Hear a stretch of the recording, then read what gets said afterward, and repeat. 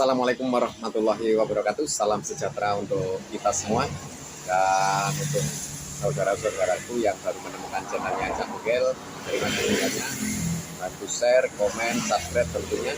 Oke, di hari ini Cak Bogel akan menyampaikan beberapa hal, yaitu tentang Pilpres di tahun 2024. Sampai hari ini menurut quick count itu masih di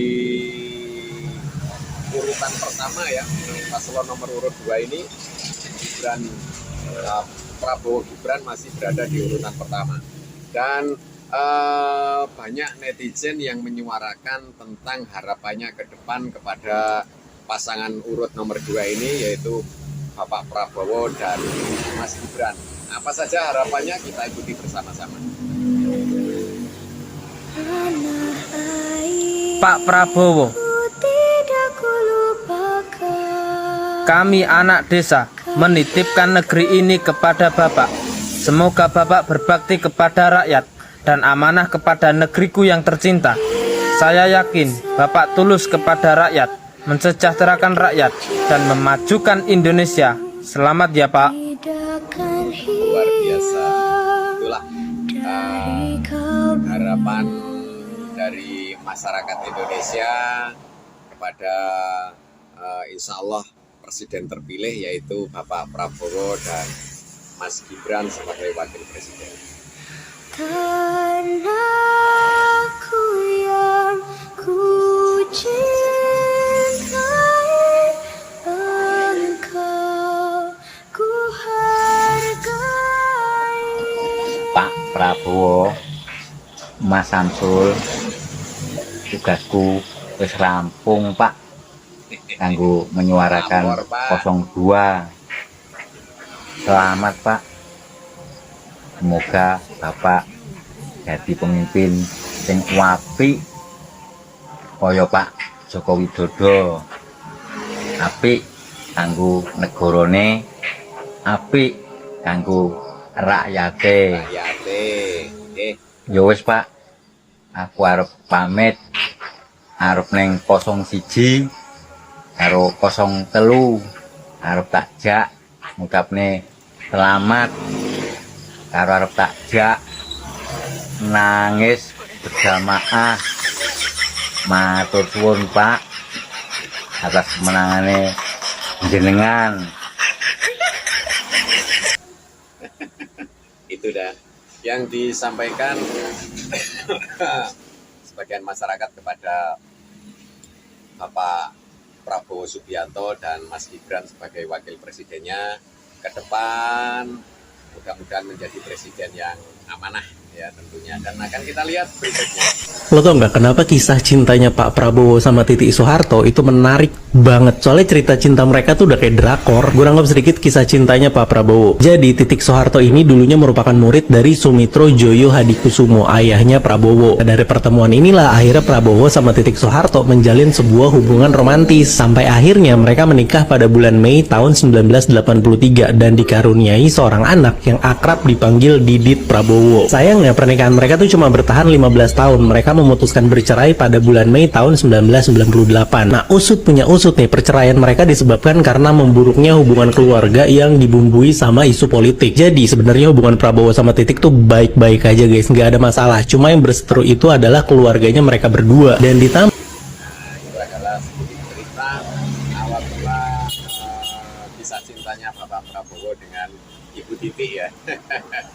Itu ya disampaikan oleh Mas Ibu. situasi politik yang pada saat itu tuh lagi kenceng banget. Disclaimer dulu, ini gue lansir dari Tribun News, Suara.com, dan CNBC Indonesia. Jadi pada saat itu Pak Prabowo tuh difitnah sama Pak Harto atas tudingan pelengseran kepresidenan Soeharto. Dan Titik nih disuruh ninggalin Prabowo. Pada saat itu Soeharto sempat bilang ke Prabowo, kamu boleh balik lagi ke Titik kalau kamu udah setara dengan saya. Yang dimana pada saat itu tuh Soeharto masih menjabat sebagai presiden, dan sekarang di tahun 2024 Pak Prabowo kemungkinan besar akan menjadi presiden, dan itu udah bisa setara. dengan Soeharto. Apakah Pak Prabowo akan balik lagi ke titik Soeharto? We never know. Mungkin dulu ya mereka berdua nih dream couple banget kayaknya. Prabowo-nya ganteng dan kuat, titik Soeharto ya cantik dan pinter. Tapi mereka terpaksa berpisah karena keluarga mereka sendiri. Soalnya keluarga mereka itu pada OP banget guys, overpower di Indonesia. Tapi serius gue mau nanya, kalian setuju nggak kalau Pak Prabowo balikan sama titik Soeharto? Dan mohon izin kepada saudaraku, gitu,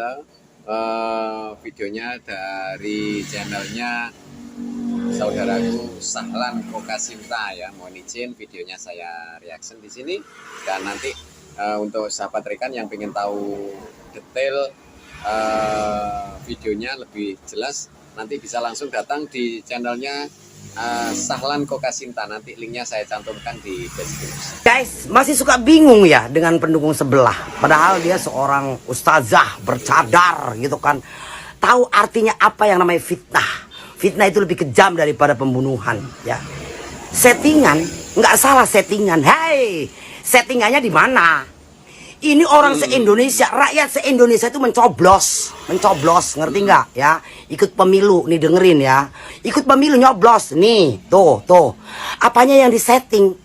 Emangnya pemerintah bisa mengarahkan semua manusia di rakyat Indonesia ini diarahkan untuk satu paslon untuk nyoblos? Kan tidak. Semua paslon dapat suara, gitu loh.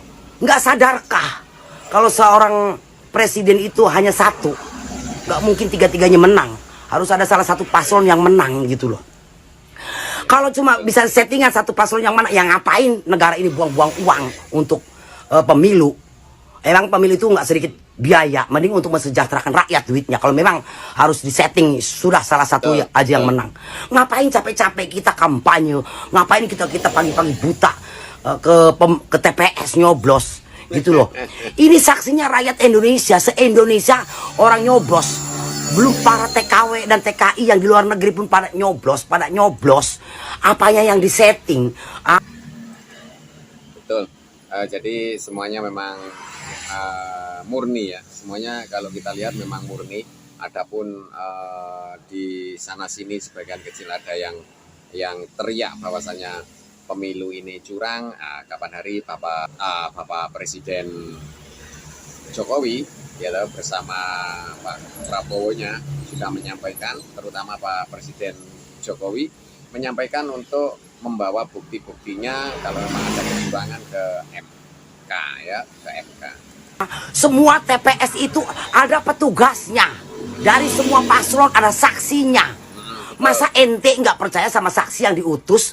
Kalau nggak percaya sama yang diutus sama paslon kalian, ya ngapain harus ada saksi gitu loh. Makanya kenapa setiap ada paslon itu ada saksi dari semua paslon, biar kita jelas tidak ada kecurangan. Dan kalau memang ada kecurangan, silahkan laporkan gitu loh ya. Jadi tolonglah Anda ini paham tentang agama ya. Fitnah itu lebih kejam daripada pembunuhan.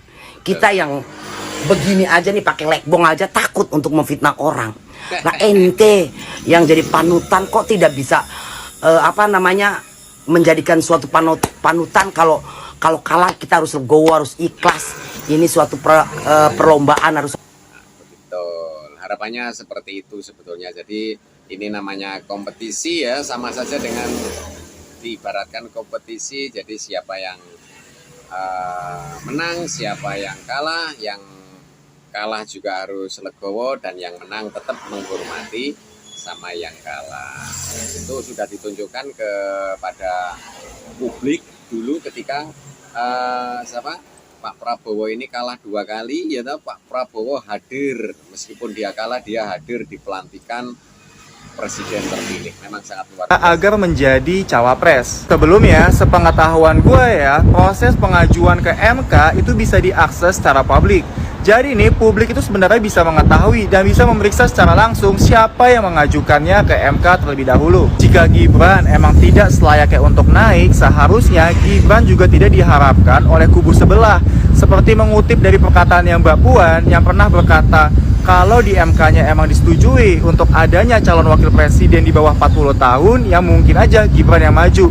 dan mengutip juga dari perkataannya Gibran yang mengakui adanya ajakan dari kubu 01 untuk menjadi wakil presidennya. Yang kedua adalah adanya narasi mengenai masa lalu Pak Prabowo yang dituduh sebagai penculik lah dan sebagainya. Jika narasi ini yang dimainkan, pertanyaannya mengapa Megawati dahulu kala tahun 2009 ingin Prabowo menjadi wakil presidennya? Lebih dari itu, kenapa Anies Baswedan mau didukung oleh seorang penculik untuk menjadi gubernur di Jakarta? Narasi mengenai masa lalu Pak Prabowo ini sudah ada bertahun-tahun, tapi melihat nih, banyaknya orang yang diusung oleh Pak Prabowo menjadi orang yang berhasil, dan dirinya dia sendiri pun udah sering banget nih mencalonkan dirinya dan lolos-lolos aja, itu membuktikan kalau narasinya ya salah. Yang ketiga adalah adanya narasi yang punya uang yang berkuasa. Jika narasi ini benar, seharusnya Pak Prabowo sudah menjadi presiden dari tahun-tahun sebelumnya nih, Betul. Jadi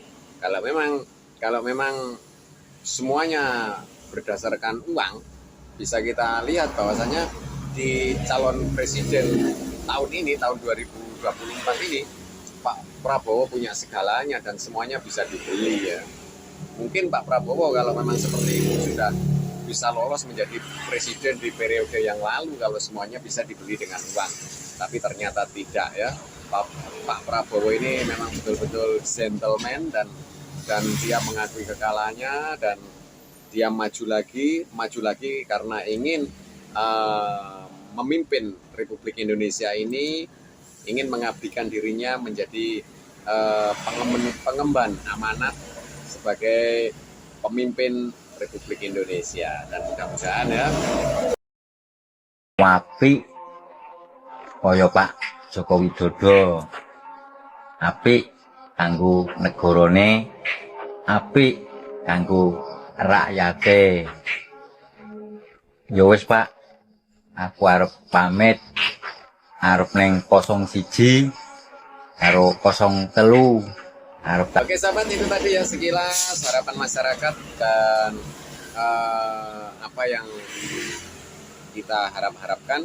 Mudah-mudahan bisa memimpin Indonesia maju, Indonesia emas tentunya. Dan kedepannya Indonesia ini betul-betul sangat-sangat luar biasa di mata internasional ya. Terima kasih, kurang lebihnya Cak Bogel mohon maaf. Sekali lagi video ini saya ambil dari channelnya Mas Salhan Koka Sinta. Nanti linknya dilihat di deskripsi, langsung klik di sana ya untuk tahu video lengkapnya. Terima kasih. Wassalamualaikum warahmatullahi wabarakatuh.